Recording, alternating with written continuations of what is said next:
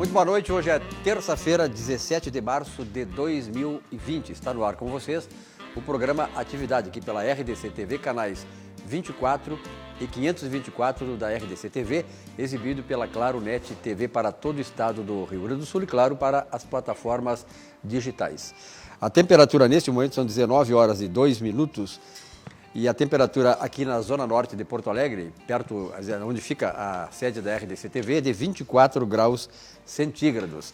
E a previsão do tempo para amanhã, um pouco de chuva em toda a geografia do Rio Grande do Sul. E a temperatura será mais ou menos como aconteceu hoje. Bom, nós estamos recebendo aqui a nossa bancada, a Margarete Daló. Prazer em tê-la, Margarete, com saudades da amiga. Igualmente. Vamos ter um programa certamente que vai pontificar aqui o assunto do momento, que é em todo mundo, mas também temos outros assuntos que nós vamos tratar aqui no Atividade. Valdir Brenquese, obrigado pela tua presença também, direto de Camboriú para cá, ou de Caxias? Esta semana em Porto Alegre. Em Porto Alegre? Porto Então Alegre. é certo. E doutor Marcos Vinícius, prazer em tê-lo, Marcos. Prazer novamente estar aqui. Diretor-presidente do IP Saúde, aliás, doutor Marcos Vinícius está aqui, e você eu sei que temos milhares de espectadores que são diretamente ou indiretamente ligados, vinculados ao IP Saúde. E o Dr. Marcos Vinícius vai trazer informações importantes aí a respeito da estatal nossa aqui, gaúcha, da área de saúde. Eu quero, antes de mais nada, ontem eu fiz um comentário aqui sobre as questões relacionadas aos parques da cidade. Eu moro ali na frente do Beira-Rio e critiquei ontem a situação que se encontra o Parque Marinha do Brasil, completamente às escuras. Como eu corro lá toda manhã, hoje eu fui verificar, não tem um poste de luz com a lâmpada inteira. Quer dizer, foi uma devastação total, e não é de agora, desde dezembro passado. Quer dizer, a Margarete, que viaja bastante aqui, os demais integrantes do Atividade, o processo civilizatório, muitas vezes, ele pode ser medido por várias razões. Aristóteles, por exemplo, dizia que a civilização ela é maior ou menor, melhor ou pior, conforme o clima. Esse era um aspecto que Aristóteles salientava 300 anos antes de Cristo. Mas eu vejo, Margarete, eu queria uma opinião tua, que tu viaja muito, sobretudo na Inglaterra, tu tem teu filho em Londres, né? O parque, eu acho assim, eu vejo que os parques, a forma como nós tratamos o setor público, a área pública de uma cidade, de certa maneira, diz muito do nosso processo civilizatório, do grau de civilização que nós temos. Então, aqui em Porto Alegre, por exemplo, eu não sei os outros parques, o Parque Marinha do Brasil está assim, completamente às escuras, não dá para se aventurar passar na calçada ali que é asfaltado. Quer dizer, então ontem, milhares de pessoas, eu tenho a certeza que concordam com isso, e eu recebi muitos e-mails hoje, muitos WhatsApp, o pessoal aplaudindo a forma crítica que eu fiz. Isso é uma forma também de mostrar que a qualidade da civilização, né, Margarete? O cuidado que nós temos com o setor público, do ponto de vista da área pública.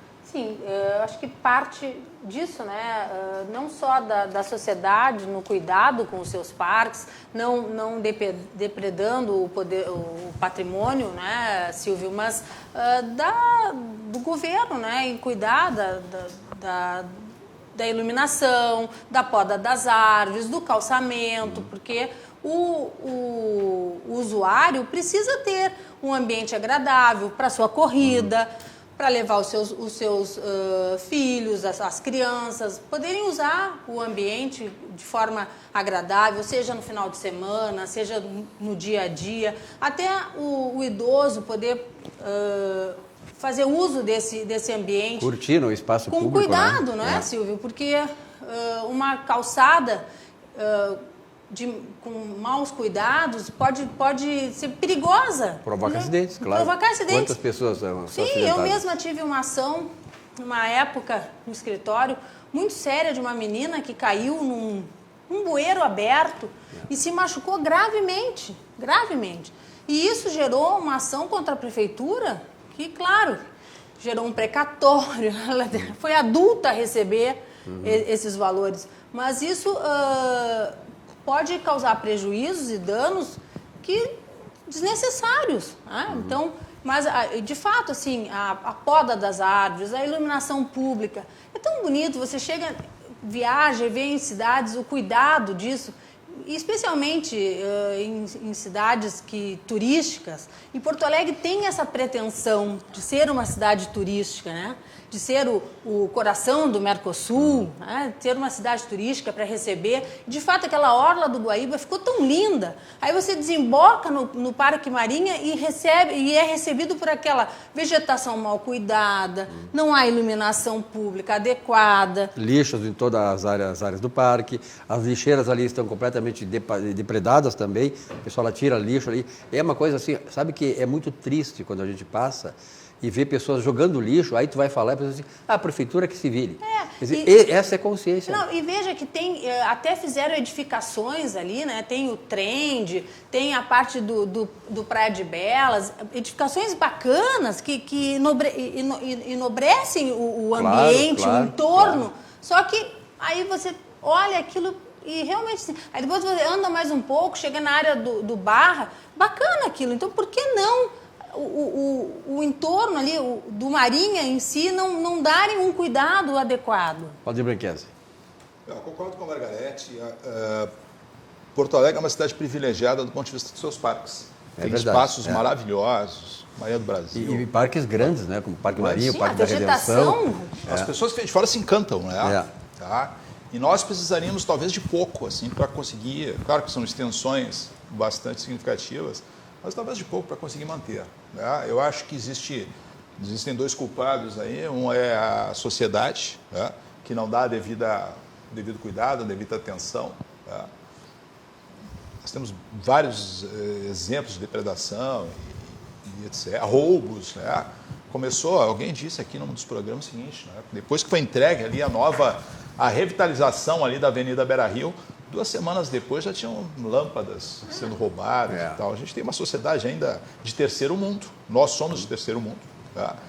E, de outro lado, existe a própria prefeitura. Também não dá devida atenção, talvez não se articule suficientemente ou não destine os recursos necessários para a manutenção. As pessoas que vêm de fora são um exemplo vivo que eu tenho. Eu trago muita gente de fora e as pessoas ficam encantadas, primeiro, com os parques e, segundo, o quanto Porto Alegre é uma cidade arborizada, diferentemente de outras capitais, né, do Brasil. Eu acho que não seria muito difícil, mas assim, de fato, a gente tem uma sociedade ainda muito distante, né, de uma civilidade necessária para que possa...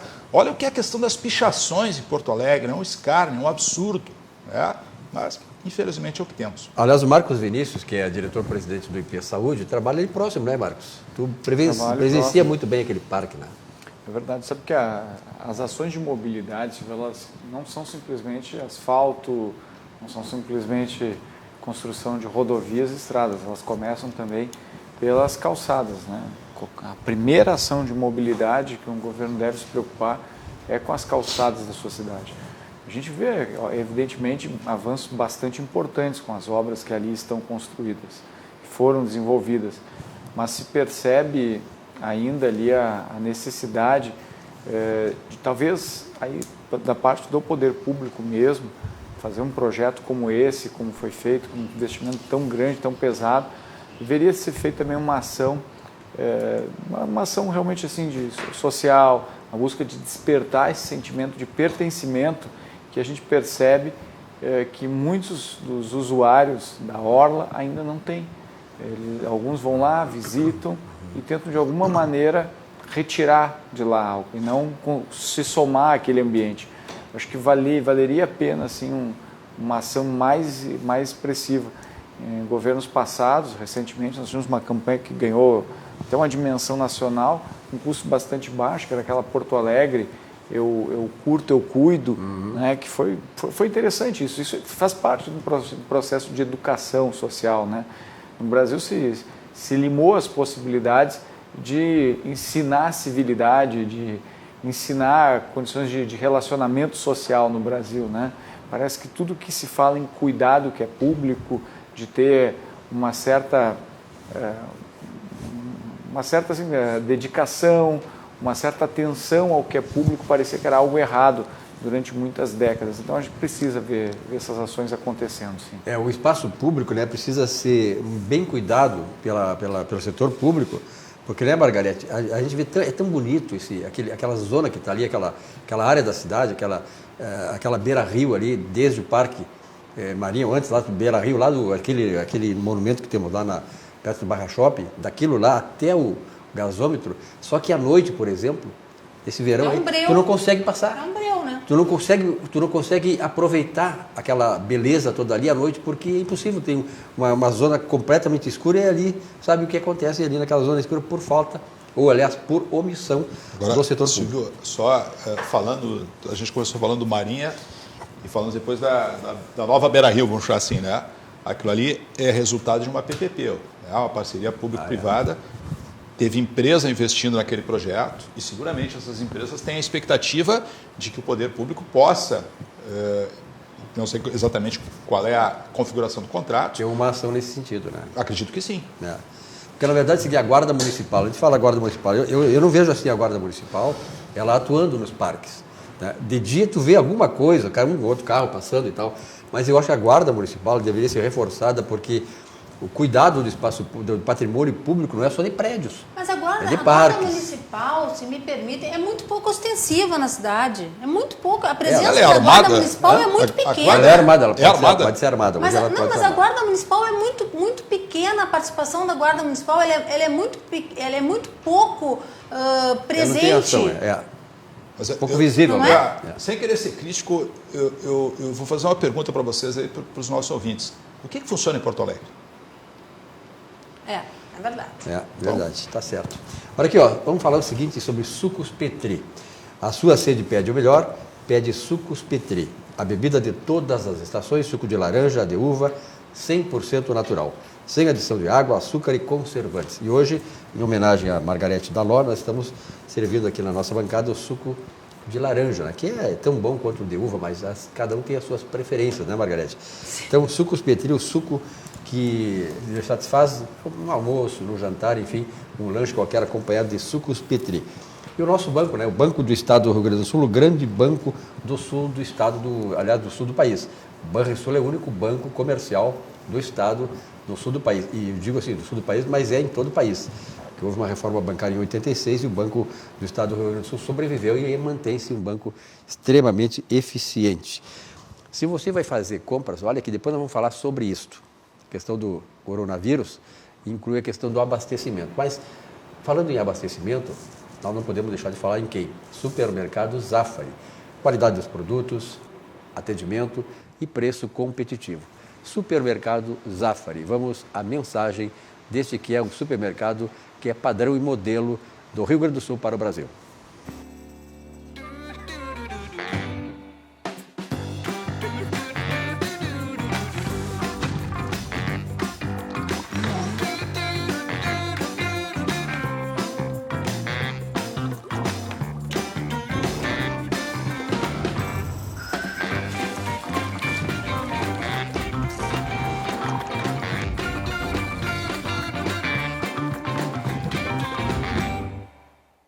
Muito bem, 19 horas e 15 minutos, a temperatura permanece 24 graus centígrados. Olha aqui, o Vidrobox, a qualidade do vidro está aqui desde 1971.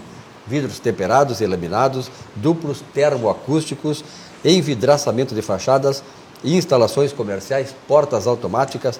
Vidrobox, a qualidade do vidro desde 1971. O vidro que, ao longo do tempo, se tornou hoje com um material, um instrumento extraordinário de embelezamento e de funcionalidade para os prédios, sejam eles residenciais, comerciais ou industriais.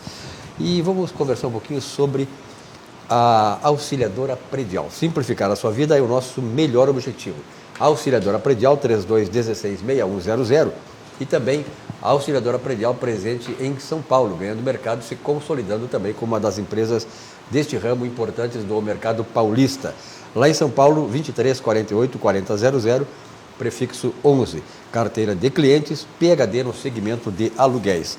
Bom, eu vou começar pedindo que o doutor Marcos Vinícius nos fale um pouquinho em relação ao IP Saúde. Eu falei aqui no começo do programa que tem milhares de telespectadores que estão nos assistindo nesse momento, espalhados pela geografia do Rio Grande do Sul, que dependem direta ou indiretamente vinculados ao IP Saúde.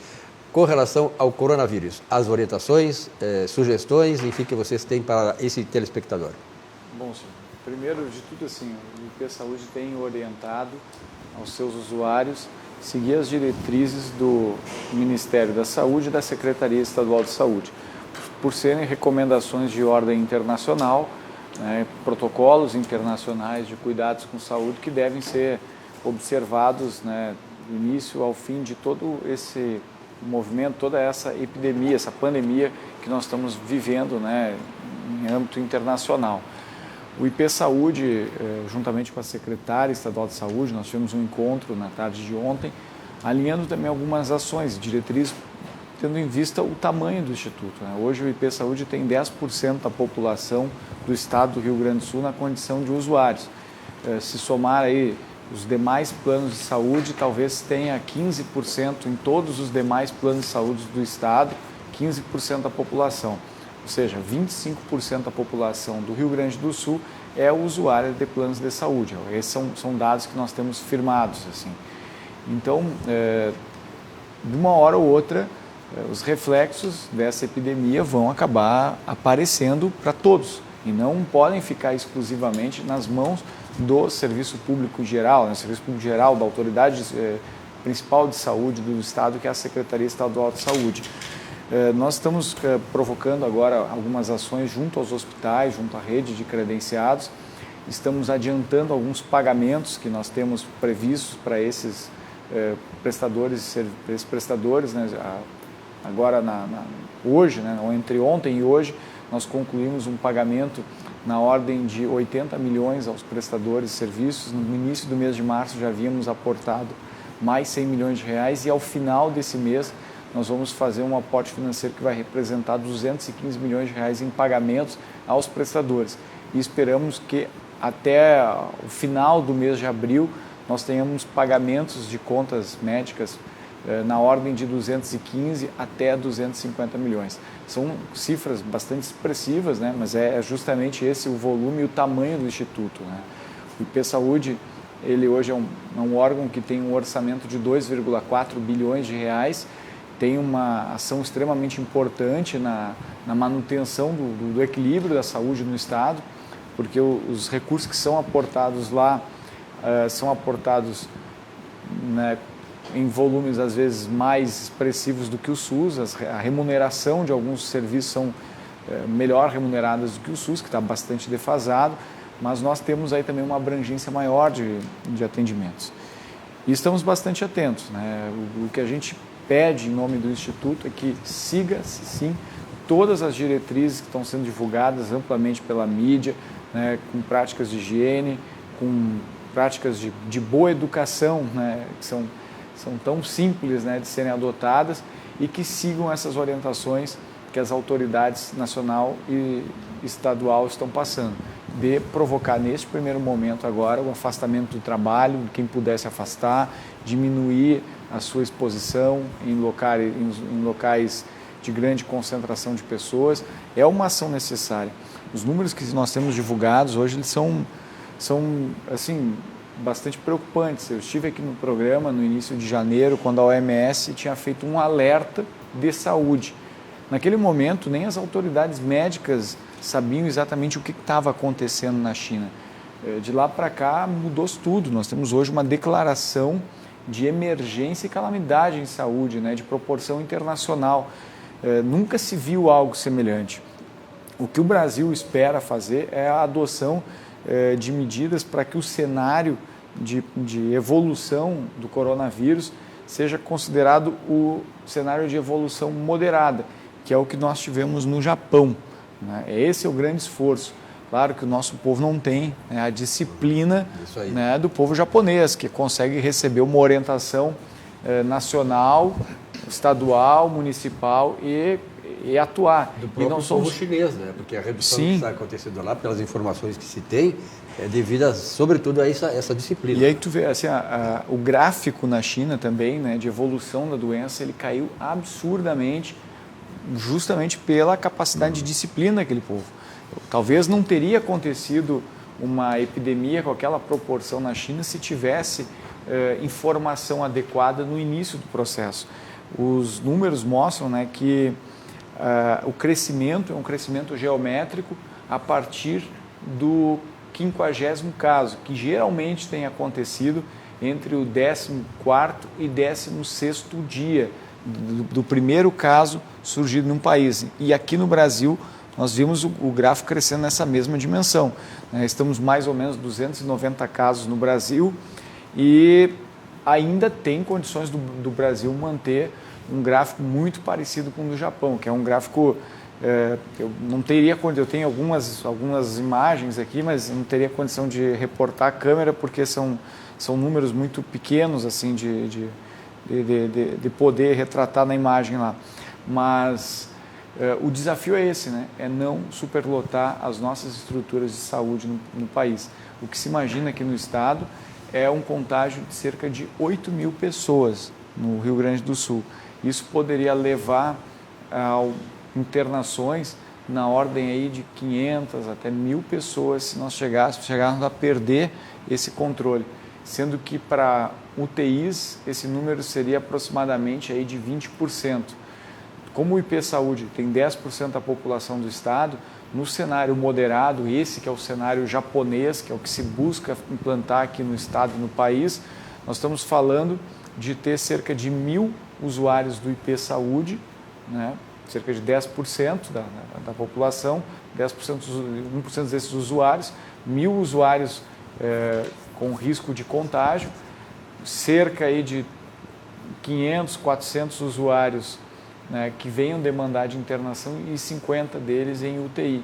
Se for nesse volume, é possível das estruturas de saúde do estado do Rio Grande do Sul ainda manter equilíbrio. Um pouco mais do que isso, nós estamos entrando em colapso. Então, todo o alerta é válido, claro, sem gerar pânico, né, para que as pessoas não corram até os supermercados, causem desabastecimento, para que não se gere também fechamentos de alguns serviços que são básicos e necessários, mas as pessoas precisam fazer o que é básico, higiene e educação. Assim nós teremos condição de manter sob controle. E aí? Eu até fiquei surpreso, eu não sabia, desconhecia, a ignorância minha, né? Nós estamos falando de mais de 1 milhão de usuários, é isso? Mais de 1 milhão de usuários. Que é uma coisa significativa, né? Quer dizer, do ponto de vista, vamos olhar assim, né? Do ponto de vista do negócio, é um risco gigantesco para uma empresa como uma instituição como o IP, né? Uhum. Ou seja, o descontrole da pandemia aqui no Brasil e, consequentemente, aqui no Rio Grande do Sul, e o inverno chegando, né? Poderia oferecer altos riscos, né? A questão da sinistralidade extremamente ampliada e queiramos que isso não aconteça. Tá? Agora, o sucesso eu acho absolutamente significativo, né? A gente teve o início do vírus lá na Ásia, tá? Então, China, Coreia, que teve uma situação muito parecida com a da China, né? O Japão já teve um controle um pouquinho maior, mas eu acho que essa cultura oriental, essa disciplina oriental ajudou a chegar no controle e, consequentemente, estabilização e redução. Tá? A gente tem visto, não aqui no Rio Grande do Sul, mas, por exemplo, no Rio de Janeiro, onde houve a dispensa lá de algumas empresas e tal, e o pessoal foi para a praia, né? Então, quer dizer, nós não temos aqui no Brasil essa disciplina necessária, talvez, numa situação tão crítica de saúde como é o caso. É o temor que se via de ter, né? Porque isso é uma coisa muito grave, né? É uma coisa muito grave, quer dizer, o temor. Não sei se a câmera consegue pegar aqui. É que não se pode nós temos uma férias. Pois é. Vamos ver se nosso câmera é ninja pessoal, mesmo aqui. O pessoal acha que é férias, né? Esse é o problema. Vamos lá. O Beto Tormes vai ver se consegue ali. Dá isso, eu acho que nós precisamos aproximar um pouquinho mais. Essa curva ascendente. Exatamente. Né? O que nós precisamos justamente essa curva ascendente. Nós precisamos minimizar esse gráfico tem que baixar. Exatamente. Ali, os dois últimos gráficos, estamos falando do Japão e Singapura, né? Então, olha a velocidade com que se cresceu em outros países como a França, a Alemanha, o Irã, a Itália, né? A Espanha. A Itália e a Espanha são os piores, né? A Itália diz que há cerca de 200 mortes por noite, é o que que não está sendo divulgado dessa maneira. Assim como se imagina que a China não tenha divulgado, porque não se tem acesso. Claro. O problema da China, tu conhece muito bem, que esse problema é a falta de informações verídicas, né? Eles expuseram os dados que eles quiseram expor ao mundo, né? Eles não expuseram a realidade, eles expuseram o que eles quiseram expor. É um regime comunista. E a gente não tem como contestar, né? Exatamente. Pode fazer isso aqui. Ao mesmo tempo, essa questão de controle, de uma certa maneira, é mais fácil controlar, porque é um regime que trata de cima para baixo.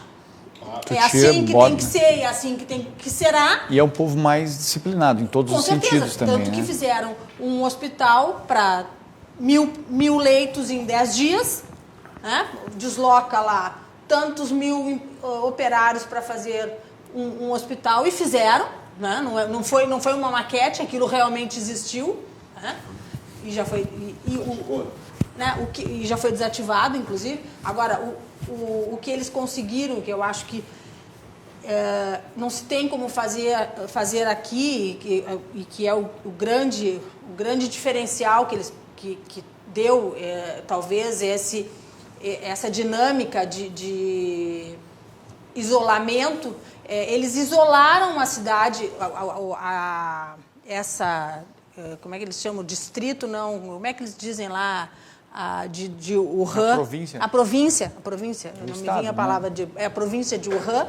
Eles isolaram a província e aí eles conseguiram isolar o vírus. Então, isso foi o grande diferencial que eles conseguiram fazer, que a gente tem essa dificuldade, até porque nós não temos o regime que eles têm. Então, não se obriga ninguém aqui a nada.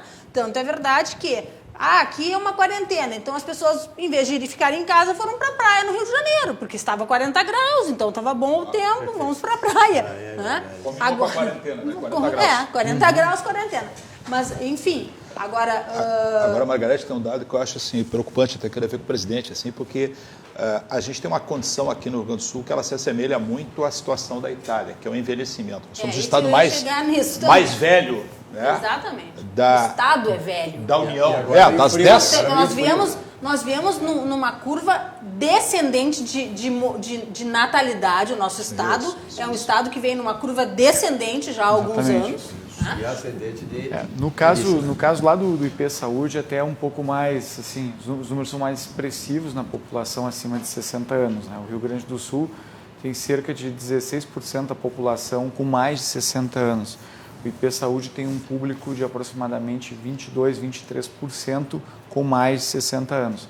Números mostram ali, e não é assim expectativa, são números mesmo, olhando nome, número de matrícula, CPF, RG, nós vamos ter em 5 anos um crescimento bastante expressivo dos usuários com mais de 60 anos, nós vamos chegar em torno de 36% dentro do Instituto. Então, a sinistralidade ela é bastante elevada, né?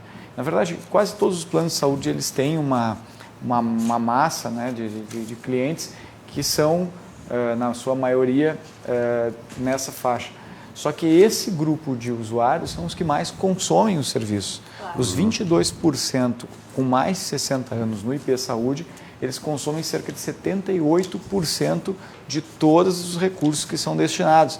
Então, nossos esforços lá hoje na autarquia é tentar ampliar nossa base de segurados, criar mecanismos para que o IP Saúde se torne atrativo para outras instituições, como prefeituras, entidades de registro profissional, enfim, outros organismos públicos, né, ou paraestatais, que é essa natureza da autarquia, para isso que ela foi constituída, mas que mude, né, esse gráfico através da ampliação da escala econômica, né, com mais usuários e mais usuários jovens principalmente. Agora, presidente, tem um dado aí do IP, talvez seja um diferencial significativo nesse momento, né? Uma vantagem, digamos assim, na comparação com os outros planos. Tá?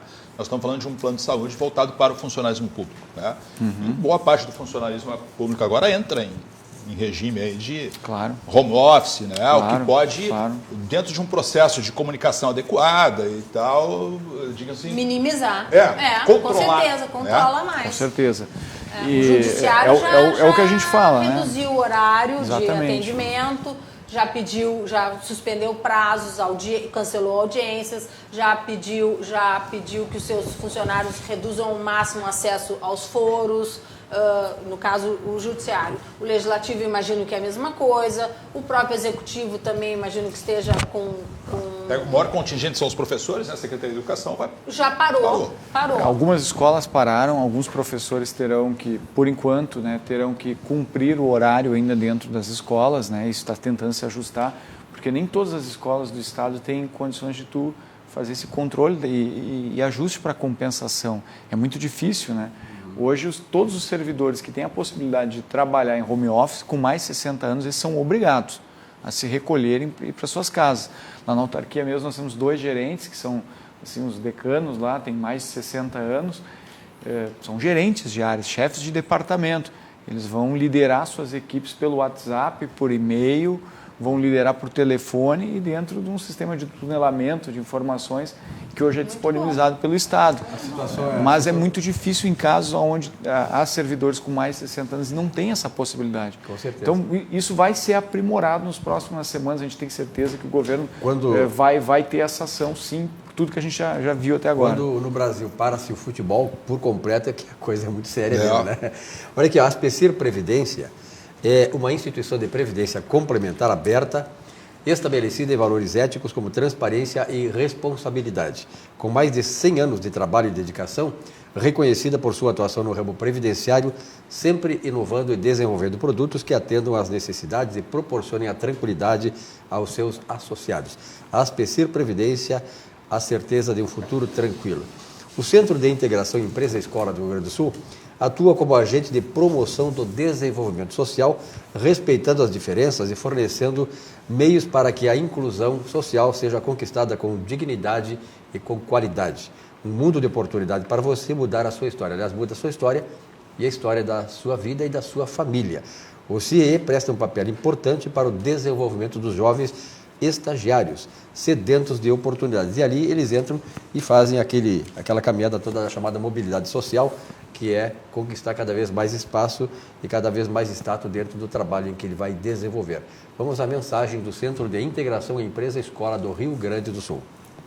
Há 50 anos, o CIERS trabalha na geração de oportunidades de aprendizagem e de estágio para que milhares de jovens possam transformar suas trajetórias em histórias de sucesso. Já são mais de 1.800.000 jovens beneficiados em programas de estágio e aprendizagem. 50 mil empresas parceiras renovando ideias, estruturas e processos com a energia e criatividade da juventude. O CIERS acredita no desenvolvimento humano, social e profissional, visando a construção de uma sociedade mais justa e com oportunidades para todos. Conheça mais sobre todos os programas do CIE. CIE 50 anos, uma história de infinitas oportunidades. Muito bem, são 19 horas e 35 minutos. A temperatura caiu um pouquinho, 23 graus centígrados, neste momento aqui na zona norte de Porto Alegre.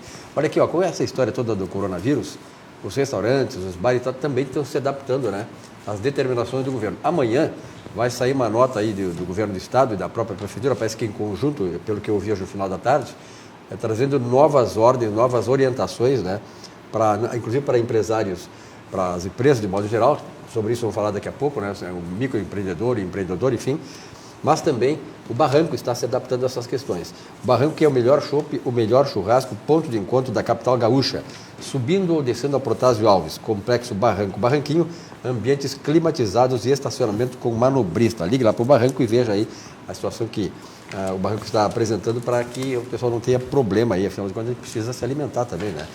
E aqui com R$ 47,00, você não contrata uma palestra motivacional, mas contrata um plano de saúde empresarial CCG e mantém seus funcionários motivados. Há funcionários que se motivam exatamente porque tem este amparo que a empresa lhe fornece com um plano de saúde como CCG. Ligue para 3287-9220 e contrate planos a partir de 2 pessoas. Veja só, 2 pessoas, você na sua empresa pode contratar um plano do CCG. Vamos à mensagem do nosso Centro Clínico Gaúcho. Uma palavra não existe sozinha. E o Centro Clínico Gaúcho só pode dizer o quanto é grande, pois só dentro dela cabe tudo o que somos. Temos mais de 1.500 funcionários em mais de 20 unidades da rede própria. Realizamos mais de 1 milhão de consultas por ano, entre rede interna e externa. São mais de 175 mil clientes e mais de 6 mil pacientes no programa de medicina preventiva. Mas o que é mais importante? Temos você. Centro Clínico Gaúcho. Cada vez maior, cada vez mais perto. Muito bem. Doutor Marcos Vinícius, naturalmente que essa questão toda que envolve o coronavírus, que está aqui agora mostrando a sua cara no Brasil, envolve também os microempreendedores, os empreendedores desta terra, né? Verdade. Essa é uma situação que preocupa muita gente, né? Os empreendedores, microempreendedores principalmente, os profissionais liberais e os profissionais autônomos, né? Porque vai ter impacto sim na economia. E quando a gente fala em impacto na economia, não é a empresa de transporte aéreo, aquela multinacional que está deixando de fazer translados entre países ou até voos domésticos. Nós não estamos falando, né, na empresa de petróleo que agora com menos circulação vai vender menos combustíveis. Nós estamos falando de pequenos empreendedores, de profissionais liberais de várias áreas, né, que nós temos uma advogada que vai ser impactada com isso, a minha esposa que me assiste em casa, que é dentista, né, também já está aflita e sabe que vai passar por isso também, pequenos empresários. É um momento bastante delicado, bastante difícil, né? E isso vai ter repercussão em outros caminhos. As medidas que o governo federal anunciou até agora, elas visam tentar de alguma maneira capitalizar as pessoas, ou pelo menos possibilitar uma capitalização às pessoas nas próximas semanas, como saques ao FGTS, facilitação de acesso ao PIS, PASEP, entre outros. Em outros países, como a própria Itália, Espanha, Estados Unidos, eles já criaram cotas de aluguel social que estão pagando algumas pessoas, alguns profissionais autônomos e liberais, para ajudá-los a pagar suas despesas. Alguns bancos já estão fazendo moratórias, algumas empresas de fornecimento de energia, de águas também estão fazendo uma certa moratória no pagamento, e aqui no Brasil a gente espera que esse cuidado também seja oferecido, empregado pelo Ministério da Economia. Claro que nós temos um ministro liberal que procura sempre e acertadamente buscar a menor intervenção do Estado na vida das pessoas, mas nós temos que lembrar sempre a ideia do princípio da subsidiariedade. Um governo só deve fazer aquilo que as pessoas por conta própria não conseguem. A ação do governo federal, principalmente do governo federal, que concentra a grande maioria dos recursos e o grande poder decisório nesse país, precisa mirar, neste momento também, nos pequenos empreendedores, nos profissionais liberais e nos profissionais autônomos, que muito em breve vão ser afetados. Agora me parece, né, doutor Marcos, que eu vi hoje no pronunciamento do Paulo Guedes, essas medidas, por exemplo, assim, os bancos, quando eles recebem R$100 de cada um de nós, eles têm depósito à vista, que tem que tirar 30%, 35% para o governo, depósitos a prazo, tudo tem um depósito que é obrigatório eles depositarem no Banco Central, que não rendem nada muitas vezes. Então, o governo está abrindo mão dessas questões e acho que é uma medida interessante, que até nem é para o âmbito liberal. Ela mostra que o governo está realmente tendo consciência, como tu falasse, dessas medidas importantes, que o Estado tem que abrir mão, onde tem que abrir mão para que a coisa possa funcionar. Acho que há 10 anos não intervia diretamente na economia como está tendo agora. A crise de 2009 fez o governo Obama implantar medidas de interferência, né, nas pessoas para agir. Democrata, né? Muito diferente desse republicano maluco. Mas agora está tendo intervenção na economia também. Não se imaginava que pacote de 300 bilhões de dólares. Isso. Né? Não, exatamente isso, a diferença. Né? O Obama era um republicano, um democrata. Se imaginava que ele fosse fazer o que fez quando houve a quebradeira de 2008.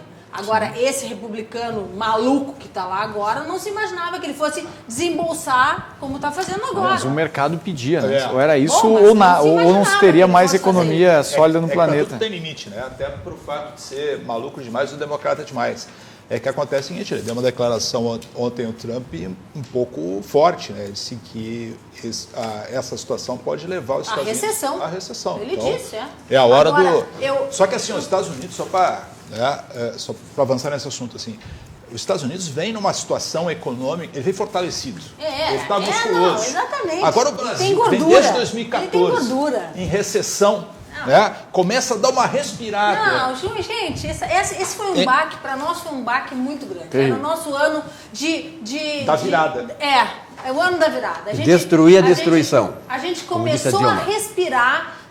Janeiro já foi assim olha, será que vai? Né? Acho que vai. O pobre do Bolsonaro passou o ano inteiro se debatendo, o ano passado todo, 2019, brigando com a imprensa, o tempo inteiro se justificando e brigando e se justificando. Aí, bom, agora 2020 vai, vamos lá, agora nós vamos. Aí veio é um baque para nós, os brasileiros, a sociedade brasileira, é um baque muito forte. Na verdade, eu vou dizer assim, é uma rasteira que não tem tamanho, porque a previsão é de que pelo menos esse primeiro semestre inteiro a gente vai estar na lona. Houve a revisão ontem até do Banco Central, o relatório Focus, né, cuja previsão inicial era de 2,5% de crescimento para 2020, já revisaram para 1,68%. Né? E há quem diga o seguinte, nós tivemos um crescimento em 2019, o Silvio me corrige, de 1,1%. Aí, repetiu 2018. Que 2020... será pior, poderá ser pior do que 2019. Não, mas o que eu queria falar era uma outra coisa, que tu falou com relação ao Guedes, que ele é um liberal, né, que ele é o mínimo de intervenção possível do governo na sociedade, na vida das pessoas. Na vida das pessoas, né? Mas ele está tendo um bom senso, né? A questão do não recolhimento do fundo de garantia agora pelos próximos meses, para tentar dar um alívio para as empresas, o não pagamento do Simples ainda não está bem definido isso, mas, enfim, agora o gaúcho é que já vinha sofrendo um solavanco forte, né? Porque nós estamos há quanto tempo? 5 anos com essa questão dos nossos salários, do nosso funcionalismo, o executivo todo, o funcionalismo todo atrasando, parcelado, e não se viu um fôlego não se teve, o nosso Banco do Estado aqui, a gente não teve nenhum fôlego, gente. Nós estamos numa situação talvez até mais delicada que o país inteiro, né? O Estado do Rio Grande do Sul passa... Estado do Rio Grande do Sul, Minas Gerais e Rio de Janeiro. Nós temos agora no horizonte desse ano, havia pelo menos, ou há no horizonte desse ano ainda, a possibilidade de privatização de 2 empresas do Estado do Rio Grande do Sul, que não se mostra também agora producente, né, uma privatização sem antes esse cenário de oscilação econômica também passar. Agora não é e além disso tudo, nós estamos enfrentando no interior do Estado do Rio Grande do Sul uma seca terrível. Né? Quem vem do interior do Estado, como eu venho, enxerga diariamente o sofrimento daquelas famílias. É assustador. Perderam, cidades pequenas ali da minha volta, ali Barão do Triunfo, Sertão Santana, onde tem uma produção de tabaco, de fumo, né? Que são em pequenas famílias. A renda anual, às vezes, de uma família daquelas é de R$40 mil. E quando tu perde 30% da tua produção, tu está perdendo, muitas vezes, a tua oportunidade de ter condição de comprar uma roupa nova, né, de fazer uma melhorinha na tua casa, ou às vezes até de te alimentar melhor. Então, nós estamos tendo uma ação muito pesada esse ano no Rio Grande do Sul. Quem trabalhou com milho perdeu completamente. É um cenário muito duro. Assim. Claro que o otimismo a gente tem que manter ele sempre, mas não podemos perder a realidade agora. Né? O Estado do Rio Grande do Sul queria fazer uma reforma tributária, quer fazer uma reforma tributária ainda. Agora, que termos ela vai sair diante desse cenário de crise? Né? O pior, eu acho que de tudo isso, é que a gente não sabe até onde vai. Exatamente. Há uma projeção. É nebuloso, o futuro é nebuloso. O que a gente sabe é o seguinte, o presente desde o governo Rigoto não havia uma seca dessa dimensão que nós estamos enfrentando. Sabemos a dependência da economia gaúcha do agronegócio. Tá? O governador acena que agora, no final de 2020, não vai renovar a alíquota elevada do ICMS. Tá? Agora, estamos diante de uma condição de guerra, né? Será que de que forma isso vai, digamos assim, de que forma o nosso ano aqui no Rio Grande do Sul, a economia gaúcha no ano de 2020 vai reagir a coisas tão negativas? Coronavírus, seca, tá? Recessão, de modo geral, né? De maneira geral. Então é muito difícil. Então, assim, só para responder a tua pergunta, por que o governo gaúcho não ajuda nesse processo, né, como está fazendo o governo federal? Porque não tem recurso. Não, mas eu não estou falando como que não ajuda. Nós já viemos de uma... Nós já viemos de uma problemática. Então, a nossa carga, eu digo nesse sentido, maior, claro. É muito maior. Na verdade, a gente tem menos músculo para carregar. Exatamente. Eu falo nisso. A sociedade gaúcha já vinha num sofrimento, né? Então, a gente imaginava assim, bom, agora 2020 a coisa... Que bom, vai andar, que bom que vai andar. Que nada, gente. Então agora vem outro solavanco, sabe? Então, agora a gente tem muito menos musculatura, muito menos condição física. A gente está à espera de um milagre. Tá? Então, assim, o presidente falou a questão dos pequenos empreendedores, né? O presidente aí do sindicato de bares, restaurantes e tal, diz que já tem uma queda de 30% do movimento. Não, e vai fechar. Vai fechar. Vamos obrigar a fechar. Então, assim, ó, eu pego, por exemplo, tenho amigos que têm empreendimentos na Cidade Baixa, várias cidades baixas, que são muito dependentes do funcionalismo público, já vinham tendo uma queda por conta do parcelamento, dessas dificuldades. Os caras já vêm mal. Aí agora começa a cair, e eu acho que esse decreto do prefeito me parece que vai acabar chegando, né, nesses locais. Então... Os shoppings vão abrir do meio-dia às 8. A previsão é amanhã Agora sair eu te pergunto o seguinte, decreto. Será que o shopping vai diminuir o valor do aluguel? Será que vai ficar proporcional ao período de abertura, do horário de abertura? Porque hoje ele abre das 10 às 10. São 12 horas de funcionamento. Será que ele vai ficar proporcional às quantas horas? Do meio-dia às 8? Ou será que ele vai manter o mesmo valor de locatício? E é alto o locatício do shopping. Muitas questões para serem resolvidas. Olha aqui, ó, tem muita gente ligando aqui para mim, perguntando se há risco de desabastecimento. Daqui a pouco nós vamos falar sobre isso também. Vamos lembrar para vocês também que você sabia que dá para curtir uma experiência única, visitando as principais regiões vinícolas da Europa sem sair de Porto Alegre? Na Vinhos do Mundo você faz um tour através de grandes rótulos e descobre novas possibilidades. Passe em uma loja do mundo, Vinhos do Mundo, e viva estas sensações. Temos aí a loja Vinhos do Mundo, que fica na Cristóvão Colombo, aqui perto da RDC-TV 1493, a outra na Alameda Alípio César 203, e lá na Getúlio Vargas, do Coração do Menino Deus, Getúlio Vargas 1135. E se você está com indisposição estomacal, a solução está aqui, ó. Olina. Olina é um auxiliar digestivo 100% natural, com eficácia absolutamente comprovada e que trata dos sintomas da má digestão há mais de 100 anos e devolvendo seu bem-estar natural. Então anote aí, ó. A Olina é auxiliar digestivo 100% natural, medicamento com eficácia comprovada, trata os sintomas da má digestão e devolve o ânimo e bem-estar natural que você precisa para trabalhar. Bom, a pergunta aí do telespectador, são 19 horas e 49 minutos, faltam 11 minutos para as 20 horas, temperatura 23 graus centígrados. A pergunta do telespectador aí é sobre se é provável que aconteça o desabastecimento na cidade. Eu ouvi hoje o Antônio César Longo, que é o presidente da Associação Gaúcha de Supermercados, e ele estava dizendo que pode ficar absolutamente tranquilos que os supermercados têm abastecimento, só que é preciso que as pessoas entendam que não é necessário correr aos supermercados e comprar carrinhos e carrinhos de compras, antecipar compras, porque não vai acontecer desabastecimento. Os supermercados são bem estruturados, então, para acalmar isso. E isso só pode trazer prejuízos para as pessoas que não têm recursos, porque daqui a pouco a pressão é muito grande e a oferta, pode haver uma ruptura na oferta, não pela produção, mas pelas redes de distribuição. Então, é preciso ter cautela, né, Margarete? Eu estive no supermercado ontem pela manhã e vi filas e filas e filas, até no Zafra. E filas... O Zafra de Ipiranga estava lotado lá, passei lá. Filas, vi assim, pessoas comprando material de higiene, material de limpeza. Me preocupa, Silvio, porque assim, essa corrida aos mercados, sabe? Ao mesmo tempo que, ok, se você vai fazer essas compras para ficar em quarentena, em casa, recluso, é importante, é importante. É fundamental. Fundamental, né? É importante.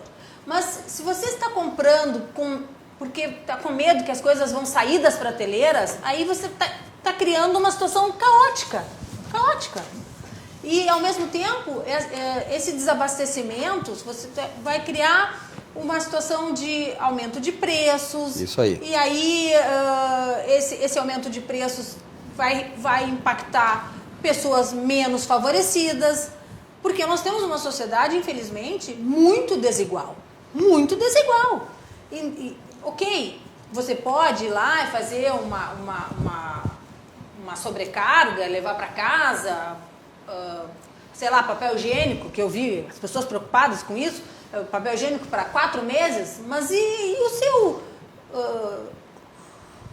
vizinho, o seu co-irmão lá que não pode, não tem essa mesma condição financeira? E depois ele vai pagar esse mesmo item 4 vezes o valor porque ele não pode fazer esse abastecimento prévio? Então, essas coisas me preocupam, sabe? Essa preocupação com o indivíduo, só com ele. Então, essas coisas eu questiono um pouco. Eu não gosto muito disso. Eu vou dar um depoimento. Ontem à noite, infelizmente, eu fui visitar meu pai e passei no Zafari Bourbon, eu sou cliente Zafari, né? Ali de Canoas. Eu entendi o infelizmente. Por outras razões, tu fosse visitar o pai, que é uma alegria visitar o pai, né? Não, infelizmente eu fui ao supermercado. Ah, tá. Não gosta de ir ao supermercado. Eu detesto supermercado, tá, claro. Aí eu achei estranho que o estacionamento estava cheio e até pensei assim, mas final de mês, início de mês daquela loja? Não era. Não é. Nenhuma das assertivas é verdadeira. Quando eu cheguei dentro do supermercado, era um negócio que eu nunca tinha visto. Nem em épocas de festa, né? Exatamente. Final de ano e tal. E o mais curioso é o seguinte, né? Eu fui lá para pegar pouquíssimas coisas. Eu fiquei 2 horas. Eu levei uns 10 minutos para colocar as coisas no carrinho. As filas. E E 2 1 hora horas e para passar no 50 caixa. minutos para sair do supermercado. As filas. Mas o que era o mais curioso? Isso que era usar, Faria. Isso quero usar em todas as... Sim, todos Caixas, os caixas. filas, funcionando. filas e filas. Que é uma característica do Zafari. O que aconteceu? Por que demorou tanto? Porque todos os carrinhos eram um rancho. Não tinha carrinho vazio. E tinha um negócio que é bem da nossa cultura aqui, né, brasileira, levar vantagem, lei de Gerson. Então tinha coisa que eu nunca tinha visto. Talvez seja comum, mas como eu não vou ao supermercado porque eu não gosto, o cara pegava 2, 3 itens, estava com a esposa, namorada, ou vice-versa, colocava o carro na fila, as filas enormes. E aí a outra pessoa, ele guardava o lugar. Ela ia pegando nas gôndolas, ia trazendo para o carrinho. E o cara no lugar, E o cara parado ali, né? O seu Valdir parado esperando, tá? Cara, um negócio inacreditável. Muito feio. É como se fosse acontecer uma guerra aqui. Essa sensação que eu tive. Tem que se dar bem até no lugar da fila, né? A mesma sensação. Parece que tem que se dar bem até no lugar da fila, né? Essa mesma sensação. Cultura, né? Terrível, Tá? terrível. Então, assim, minha gente, espera um pouquinho, né? Eu não sei se, evidentemente, eu até disse aqui anteriormente, o futuro é nebuloso, a gente não sabe exatamente, mas assim, vamos pegar o exemplo da China, que já está superando, né? O Japão. Isso aí não vai ser para sempre, assim. Eu não sei se isso está acontecendo no Brasil, tá? Ou se é um fenômeno mais localizado aqui no nosso estado.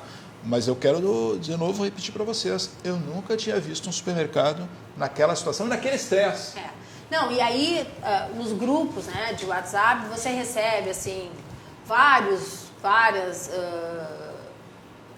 mensagens de fique calmo, né?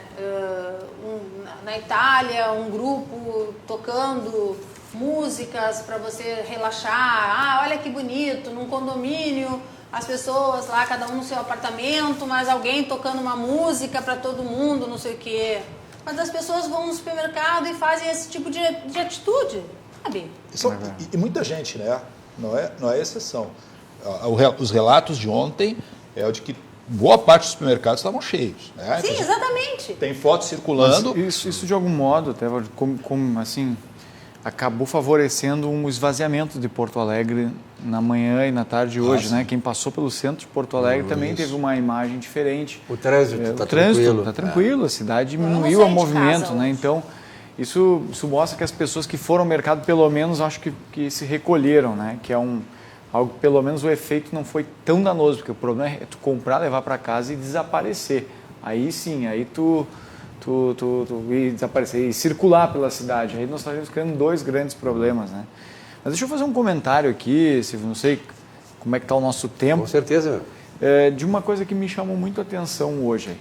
Nós vivemos tempos de extremismos, né, na política, em vários pontos, né, mas a política principalmente nos chama muito a atenção.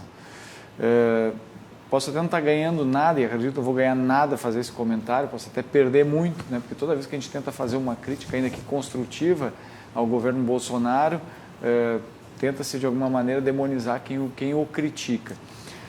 As palavras do presidente têm ajudado muito pouco nesse momento, muito pouco mesmo. As 2 declarações que ele, além dos gestos que ele teve no final de semana, as declarações que ele fez no dia de hoje também foram deploráveis. Assim, ele chegou a comparar o problema do coronavírus, dizendo que aquilo é como gravidez, uma hora vai passar.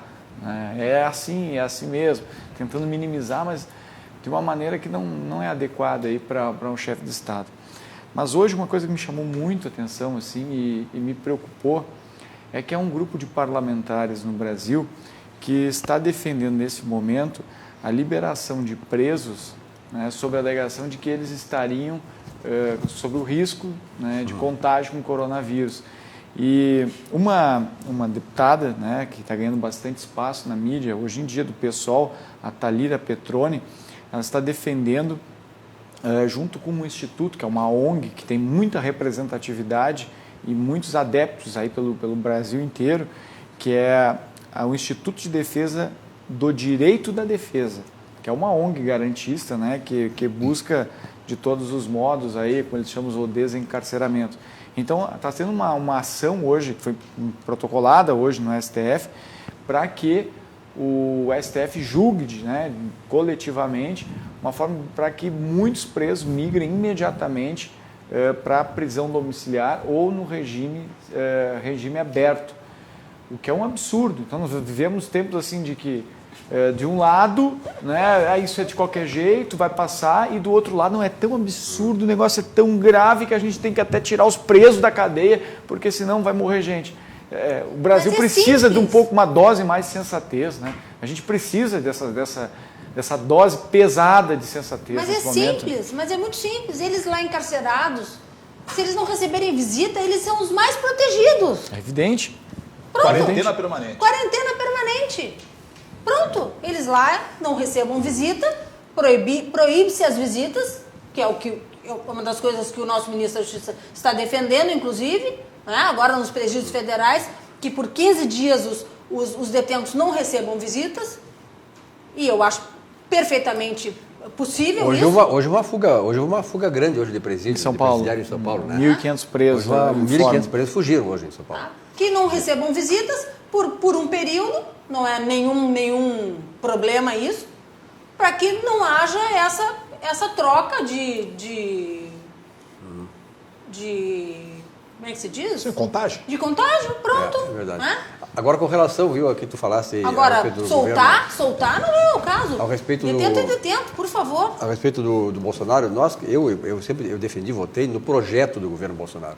Mas eu acho que toda a equipe do Bolsonaro, o pior é ele. Ele tem uma grande equipe de ministros e tal, e quem não ajuda o governo dele é o próprio Bolsonaro. Ele escolheu bem, né? Ele escolheu muito bem. Agora, nós escolhemos um Foi a projeto sorte que foi dele. ele. A sorte dele. Tá sustentando, a sorte dele, porque ele tem atitudes inadequadas, fora do contexto. Eu não sei como é, sinceramente, eu não sei aqueles generais lá, que ele é capitão, os generais têm que enquadrar ele, né? Para de falar, fica lá na tua. Pô, vai lá namorar com a dona Michele e deixa o pessoal descansar, né? Muito mais da mulher que tem. Muita Mas mais assim, dessa se a mulher. gente for analisar isso que o presidente Marcos, o ministro, traz aí, quer dizer, essa é a esquerda delirante, né? Quer dizer, sempre aquelas propostas, projetos, aquelas coisas mirabolantes que a sociedade não suporta mais. Tá? Então esse negócio não passa. Tá? Agora, de outro lado, tem um extremo, que é o extremo Bolsonaro aí. Tá? Essa polarização também está cansativa. Pois é, só que nós não temos um centro, né, Margarete? Não temos um centro perigoso, inclusive. Um centro perigoso, gente, um centro mas muito perigoso. Mas isso não é um centro de política, é um centro de negócio. Estou falando de centro de política. É verdade. Então a gente não tem alguém que possa representar o meio termo nessa situação. Alguém então, que nos represente, né? Exatamente. Nós não temos alguém que nos represente. Achávamos que o governo Bolsonaro seria um representante das nossas vontades. De certa forma Tem ministros do quilate de Sérgio Moro, Paulo Guedes, esse ministro da infraestrutura, Tarcísio de Freitas, me parece um cara da excepcional. agricultura é excelente, é produtora. Ministro da Saúde, vice-presidente. Agora, cada vez que o Bolsonaro abre a boca, é outra coisa. É delirante, é delirante. Parece que deu uma esfriada nos filhos. Não, viram a questão do coronavírus com os Estados Unidos? Que o Eduardo Bolsonaro disse, mas não disse, mas disse, mas não disse? A família é complicada. Tá? Por isso que assim, a gente falava antes aqui, né? A questão, daqui a 3 anos, 2 anos e meio, temos eleições federais novamente, né? E ele está preocupado com isso. Daqui a 3 ele anos. só está preocupado com isso. E qualquer um que faça sombra a ele, vocês já viram isso? Ele tenta derrubar. Mas eu quero te dizer o seguinte, Margareth, eu não sei se a população brasileira é extremamente diversificada, né? Mas, por exemplo, os formadores de opinião já não estão mais apoiando da forma... Ele foi muito apoiado no início, né? E eu acho que tem um apoio à estrutura, ao movimento de governo, tá? À proposta de governo. Agora, eu acho que a figura de Jair Bolsonaro, nesse momento, começa a perder muitos pontos para a sociedade brasileira. Mas eu queria que vocês observassem uma coisa. As mídias sociais. Por exemplo, o Instagram dele tem 15 milhões de seguidores, tá? O Moro lançou um Instagram. Eu achei assim que ia bombar o Instagram do Moro. Tem 1,5 milhões só. Mas nós estamos falando do presidente da República, né? Ele tem seguidores também de outros países. É a figura do presidente, né? Mas eu concordo, Valdir, acho que a imprensa, do modo geral, continua ainda acreditando no projeto, porque sabe que é um projeto necessário para o país, um projeto que visa a adequação econômica, né, desse país, o ajuste econômico do país, o equilíbrio fiscal do país. É um projeto que busca fortalecimento das ações de justiça, que busca liberdade da imprensa, que busca, né, a autonomia das pessoas, a liberdade econômica, o desenvolvimento, né, mas a figura do presidente, ela destoa de tudo isso. Quando ele faz uma live dentro de uma sala, com máscara, e depois vai para a rua, onde ele deveria manter distância, abraçar, beijar, tirar fotos, né, ele desautoriza o discurso de um grande ministro, como é o ministro Mandetta, no Ministério da Saúde, quando ele toma uma posição como essa. E quando dá declarações dessa ordem, né? Nós vimos aqui um craque, que é o ex-secretário de Saúde do Estado, foi presidente do IP Saúde também, o João Gabardo, né, liderando esse processo todo de comunicação. E o Gabardo se comunica muito bem, com muita clareza, lutando ali para tentar sensibilizar o país a buscar um equilíbrio nesse momento. O presidente vai lá e desautoriza com uma palavra dessa. E infelizmente ainda, né, a grande massa vê uma TV Globo, né? Ainda vê uma TV Globo, e eles passam 24 horas por dia derrubando o cara. Metralhando o cara. Eles têm prazer. É impressionante. Cada vez que tu vai ver eles darem uma notícia, que eles falam o nome dele, eles falam com aquele sorrisinho, sabe? Do lado da boca, que tu vê que o cara vai falar derrubando o cara. E ainda o nosso presidente dá razão para dar. Ele dá, dá munição para isso aí. Agora nós temos a CNN Brasil, graças a Deus, no ar. Não sei se vai ser diferente, mas vamos apostar, né? Tá sendo. Eu tô ligada todo o tempo neles agora. Fora aqui um pouquinho, vamos fazer um intervalo aqui, o último intervalo do programa, estamos daqui a pouco nos aproximando do final.